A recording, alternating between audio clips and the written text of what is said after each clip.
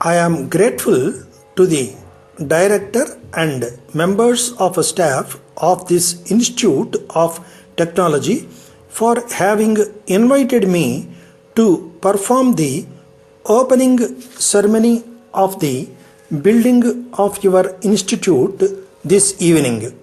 It has always been an encouraging and interesting experience for me to meet you, men and women, students and teachers who are engaged in imparting knowledge. It makes me feel happier and younger. I shall carry with me the happy memory of the pleasant time I have spent in your midst this evening.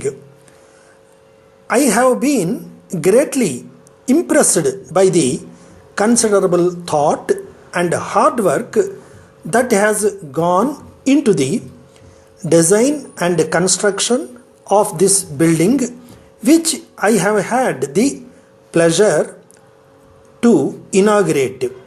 I find that it is designed to meet all the present requirements of this institute and also to provide for future expansion. Its cost has been kept significantly low and the speed with which it has been constructed deserves admiration. The development of modern industry has been one of our significant achievements in the past independence period. We have started several new industries and expanded old ones. This has enabled us to reduce imports to meet increased internal demands and to promote exports in certain important sectors. In this regard, many of our programs for the development of higher technical education have really made a significant contribution. In the last 20 years, we have expanded many of our old engineering colleges. In our view, a bigger institution tends to be more economic and efficient. We have established several new regional engineering colleges. All these are institutions of national importance which give their own degrees and maintain high standards. Their principal object is to provide facilities for excellent postgraduate education and research within the country itself. Their significant contribution to the development of industry is now universally acknowledged. In the development of higher education, the essence lies in creating a few centers of excellence where the highest standards possible are maintained. These centers are now utilized for producing high quality teachers, textbooks and other materials. The establishment of Indian Institute of Technology is a good illustration of this process of improving standards in higher education. It has produced good results so far. I hope it will, in the long run, crown our efforts with success. While I greatly appreciate these attempts at improving quality, we have to be on guard against two dangers. The first is to ensure that our efforts to increase quality did not result in expenditure beyond our means. I agree that good education cannot be had cheaply. At the same time, we must also remember that an education which costs more is not necessarily better. Scientific research may cost more money, but large amounts can also be spent on marble floors to laboratories, which may increase the cost. So, we must ensure that such causes which increase the costs are avoided and the cost per student is reduced to the minimum possible. Institutes like yours should evolve methods to avoid wasteful expenditure and to make the best use of the available facilities and to reduce costs as far as possible. The second danger to which I wish to refer is that in the name of quality, the available resources are utilized by only a few privileged classes.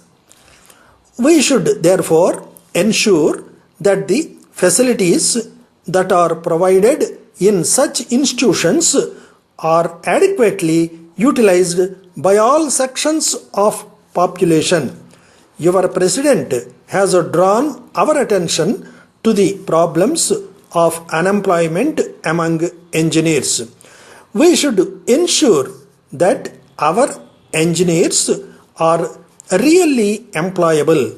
We should train them in such a way that they will be able to undertake programs of industrial development on the basis of self-employment. I have great pleasure in opening your building. I wish your institution bright future. Dear sirs, we have great pleasure in introducing ourselves as one of the leading printers of modern calendars, diaries, and various attractive advertising materials. As the new year is approaching, I am sure you will realize that the best way to get more and more customers for the coming year is to supply them beautiful calendars. We wish to suggest that attractive picture calendars with your company's name printed on them will prove to be an excellent medium of advertisement.